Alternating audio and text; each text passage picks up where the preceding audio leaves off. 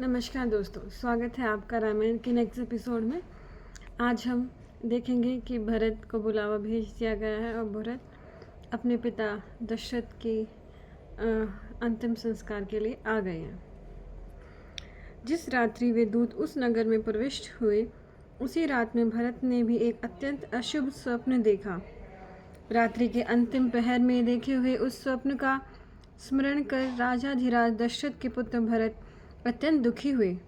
उन्होंने घबराया हुआ देखकर उनके स्वयं सेवक और प्रियवादी मित्र उनकी उदासीनता दूर करने के लिए सभा में नाना प्रकार की कथाएं कहने लगे। भरत को प्रसन्न करने के लिए उनमें से कोई तो वाद्य बजाने लगे, कोई नाचने और थिरकने लगे और कोई नाट्य करने लगे और कोई हंसाने वाले चुटकुले कहने लगे। भरत के प्रिय चाहने वाले उन मित्रों के द्वारा भरत को प्रसन्न करने के लिए अनेक प्रयत्न किए जाने पर भी भरत जी की उदासी दूर न हो सकी। मित्रों के मध्य बैठे हुए भरत के एक अत्यंत अतरंग मित्र ने पूछा, हे मित्र, हम लोगों ने इतना प्रयत्न करने पर भी आप हर्षित क्यों नहीं होते? मित्र के इस प्रकार पूछने पर भरत जी ने उत्तर दिया, हे मित्र, मेरे उदास होने का कारण सुनो। मैंने स्वप्न में अपने पिताजी को मलान मुख, सिर के बाल खोए हुए तथा पर्वत की चोटी से गोबर के गड्ढे गड्ढे में गिरते देखा। मैंने यह भी देखा कि वह उस गोबर के तालाब में मेंढक की भांति कूदते हुए बार बार हंसकर और अंजलि भर भर कर तेल पी रहे हैं। मैंने यह भी देखा कि तिल मिश्रित भात खाकर बार बार मस्तक नीचे झुकाकर सारे शरीर में तेल लगाकर वे उसी तेल में डूब गए। मैंने दूसरा स्वप्न देखा कि समुद्र सूख गया है, चंद्रमा पृथ्वी पर गिर पड़ा है और सारी पृथ्वी पर अंधेरा छाया हुआ है। महाराज दशरथ शरीर में लाल चंदन लगाए हुए और लाल पुष्पों की माला पहने हुए गधों से जुते रथ में बैठकर शीघ्रतापूर्वक दक्षिण दिशा को गए हैं। मतलब सब अशुभ चीज़ें उनको दिख रही थी। इस प्रकार का जो भयानक स्वप्न मैंने रात्रि में देखा, उससे यह निश्चय बोध होता है कि मेरी राम, महाराज दशरथ अथवा लक्ष्मण की मृत्यु होगी। जो मनुष्य स्वप्न में गधे जूते हुए रथ पर सवार होकर यात्रा करता है, थोड़े दिनों में उसकी चिता से धुआं निकलता दिखाई देता है। इसी कारण मैं दुखी हूँ। इसी कारण मुझे आप लोगों की बातें अच्छी नहीं लगती। मेरा गला सूखा जा रहा है और मेरा मन अस्वस्थ हो रहा है। अब देखिए, अभी गधे की सवारी, ऐसा रथ जिसमें गधे आगे बंधे हुए। वैसे तो रथ में घोड़े होते हैं, लेकिन उस समय क्या है, गधे होते हैं। तो मतलब उसकी मृत्यु नज़दीक आती है। तो इसी तरह से जब हमारे संसार में, हमारे समाज में कोई बुरा कार्य करता है तो उसे गधों पर बिठाकर सवारी करवाते हैं ताकि उसकी मृत्यु जल्द हो जाए। उसे मृत्यु दंड तो नहीं दे रहे हैं, लेकिन उसके मृत्यु दंड का हम आगे प्रावधान बना रहे हैं। भरत अपने इष्ट मित्रों से स्वप्न की बात कह ही रहे थे कि इतने में थके मांदे अयोध्या के दूत वाले रमणीय राजमहल नामक पुर में प्रवेश हुए। दूतों के कई राज अश्वपति से भेंट कर और राजकुमार युधाजित से संस्कृत हो महाराज को प्रणाम कर भरत जी से कहा, पुरोहित विशिष्ट और सभी मंत्रियों ने आपकी कुशलता पूछी है और कहा है कि तुम शीघ्र अयोध्या चले आओ। यहाँ एक अत्यंत आवश्यक कार्य उपस्थित हुआ है।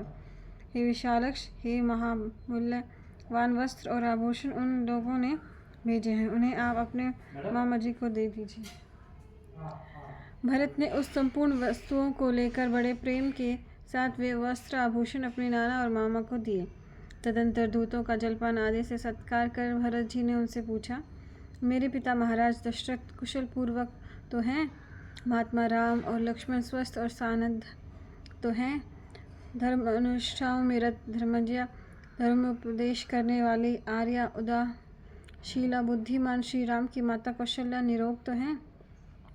धर्म के मर्म को समझने वाली वीर लक्ष्मण और शत्रुघ्न की माता मध्यमा रानी सुमित्रा कुशल पूर्वक तो हैं? सदा स्वार्थ में तृप्त, उग्र एवं क्रोध स्वभाव वाली, अपने को सबसे बढ़कर बुद्धिमान समझने वाली मेरी माता कैकेयी तो स्वस्थ है? अब देखिए, दोनों माताओं के लिए इतने अच्छे उन्होंने विशेषण लगाए, लेकिन अपनी माता के लिए ऐसा विशेषण लगाया। तो मुझे नहीं लगता कि ऐसा उन्होंने भरत जी ने कहा होगा, लेकिन चलिए, इसमें लिखा है तो हम ऐसा ही देख लेते हैं। चलते समय उन्होंने क्या मेरे लिए कोई संदेश भी दिया था? बुद्धिमान भरत जी के ये वचन सुन दूतों ने नम्रतापूर्वक कहा, हे पुरुषी, आप जिनका कुशल चाहते हैं वे सब कुशल पूर्वक हैं। इस समय लक्ष्मी आपका वरण करने के लिए उद्यत है, अतः आप यात्रा के लिए अपना रथ जुड़वाएं। उन दूतों की प्रेरणा से भरत ने अपने नाना जी से कहा, हे राजन, मैं पिताजी के पास जाना चाहता हूँ, क्योंकि दूत मुझे ले चलने के लिए जल्दी कर रहे हैं। भरत की बात सुन के कई राज अश्वपति ने भरत का मस्तक सूंघ कर यह कहा, हे तात, मैं तुम्हें जाने की अनुमति देता हूँ कि कई तुम जैसे पुत्र को पाकर सुपुत्रवती हुई है। हे शत्रु सुदन, तुम वहाँ पहुँचकर अपनी माता और पिता से मेरा कुशल क्षेम कह देना। पुरोहित वशिष्ठ जी, अन्य श्रेष्ठ ब्राह्मणों तथा धनुर्धारी श्री राम और लक्ष्मण दोनों भाइयों से भी मेरा कुशल क्षेम कह देना। भरत को विदा करके कैकई राज ने उत्तम हाथी, बहुमूल्य शाल, दुशाले और मृग चर्म इन वस्तुओं की प्रशंसा करते हुए भरत को दिए। भरत के मामा युधाजित ने उन्हें ऐरावत तथा इंद्र जाति के सुंदर हाथी और उत्तम जाति के शीघ्रगामी खच्चर दिए। उसके अतिरिक्त अंतपुर में पले हुए भीमकाय और बलवीर में व्याघ्र के तुल्य बड़े बड़े दांतों वाले बहुत से कुत्ते भी भरत को भेंट किए। कैकई राज द्वारा प्रदत्त उन वस्तुओं को पाकर करके भी भरत प्रसन्न नहीं हुए। कैकई नंदन भरत जाने के लिए शीघ्रता करने लगे, अतः अपने नाना अश्वपति तथा मामा युधाजित से आज्ञा मांग शत्रुघ्न सहित रथ में सवार हो भरत वहां से प्रस्थान हो गए।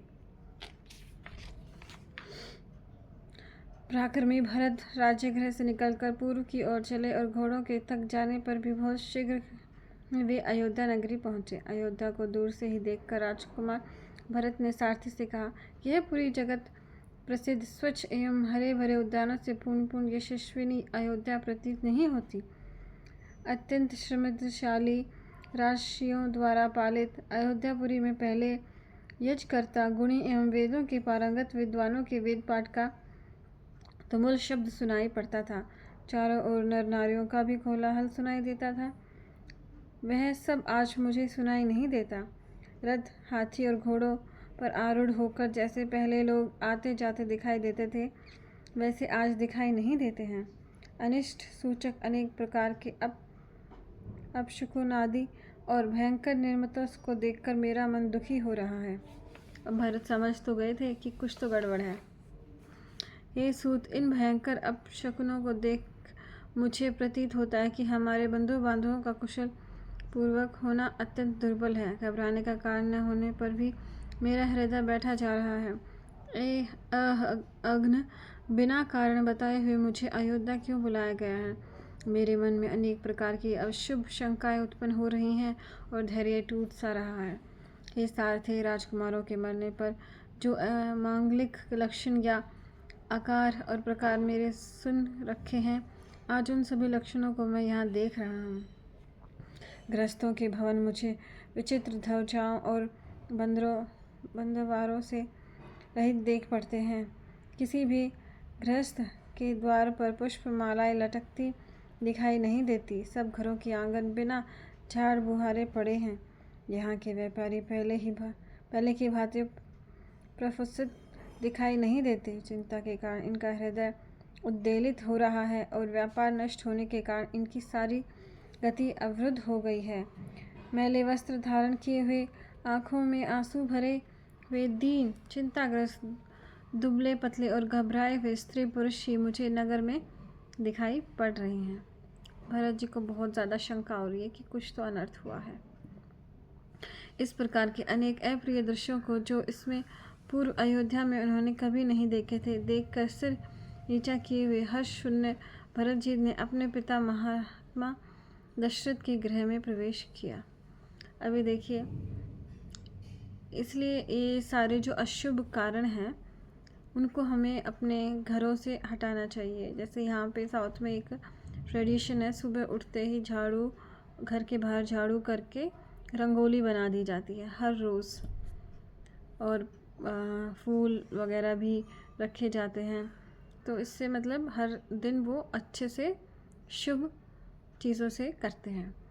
इसलिए हमें भी सुबह उठकर अपना खुद स्नान ध्यान करना चाहिए और घर की सफाई करनी चाहिए, जिससे जो शुभ लक्षण है वो हमारे घर में आए।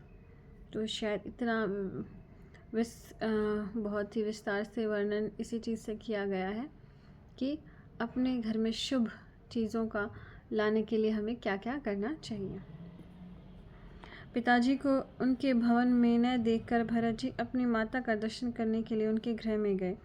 बहुत दिन के पश्चात प्रवास से लौटे हुए अपने प्रिय पुत्र भरत को देखकर कैकेयी हर्षित होकर सोने के आसन से उठ खड़ी हुई। महात्मा भरत ने शोभाहीन अपनी माता के गृह में प्रवेश कर माता के शुभ चरणों को छूकर प्रणाम किया। कैकेयी भरत जी का मस्तक सूंघ उसे हृदय से लगा और गोदी में बैठाकर उनसे पूछने लगी, हे वत्स, तुम्हारे नाना अश्वपति और मामा युधाजित तो कुशल पूर्वक है ना? प्रवास में तुम सुखपूर्वक तो रहे? सब मुझे बतलाओ। माता के इन प्रिय प्रश्नों को पूछने पर कमल नेत्र राजपुत्र भरत ने अपनी माता को वहाँ का सारा वृत्तांत कह सुनाया।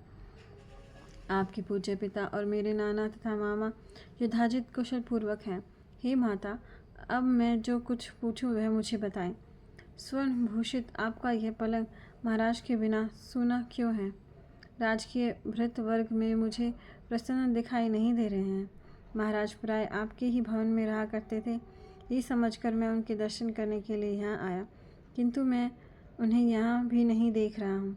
मुझे बताओ कि पिताजी कहाँ हैं? मैं उनके चरण युगल में प्रणाम करूँगा। पिताजी ज्येष्ठ माता कौशल्या के घर में तो नहीं है।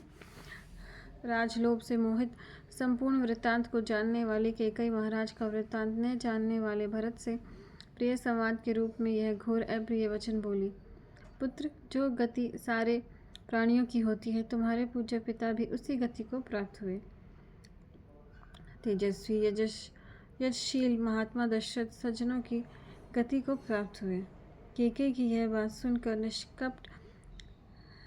निष्कपट भरत पितृ शोक से व्याकुल होकर, हाय मैं मारा गया, ऐसा कहकर सहसा भूमि पर गिर पड़े। उन्हें अंदर बहुत ही ज़्यादा बड़ा झटका लिया, लेकिन कैकेयी ने ये कितनी सरलता से कह दिया कि वो गुजर गए। कैकेयी की यह बात सुनकर चिरकाल तक भूमि पर लेट कर और रोते हुए शोकाक्रांत भरत ने अपनी माता से कहा, हे माता, महाराज श्री राम का राज्याभिषेक करेंगे और स्वयं को यज्ञानुष्ठान करेंगे, ऐसा संकल्प कर मैंने प्रसन्न होकर अपनी यात्रा आरंभ की थी। परंतु यहाँ तो मैं उल्टा ही देख रहा हूँ। अपने सदा हितैषी पिताजी को न देखने के कारण मेरा हृदय विदीर्ण हो रहा है। हे माता, पिताजी को कौन सा रोग था कि मेरे आने से पूर्व ही वे परलोकवासी हो गए।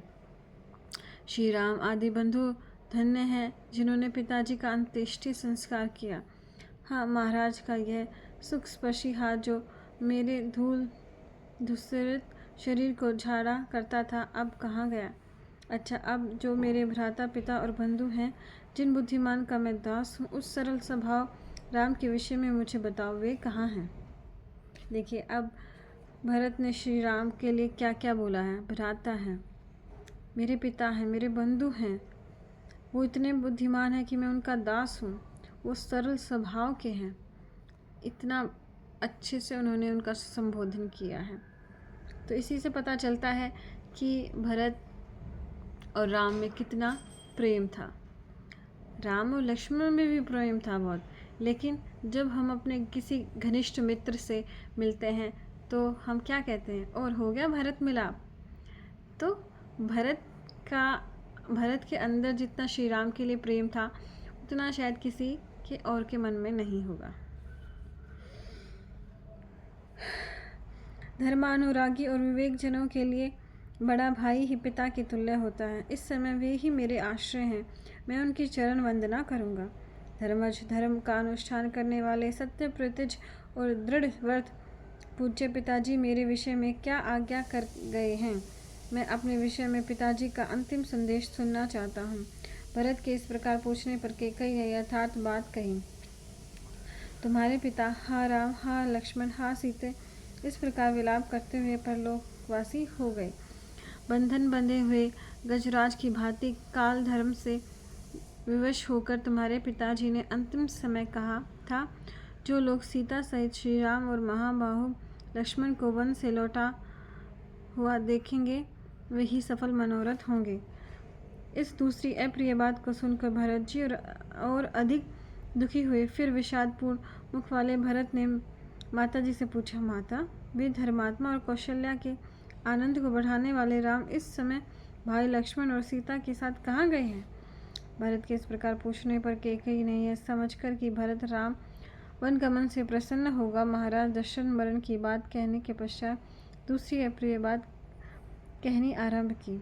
हे वत्स, वे राजकुमार राम वक्ल वस्त्र धारण कर सीता और लक्ष्मण के साथ दंडक नामक महावन में चले गए हैं।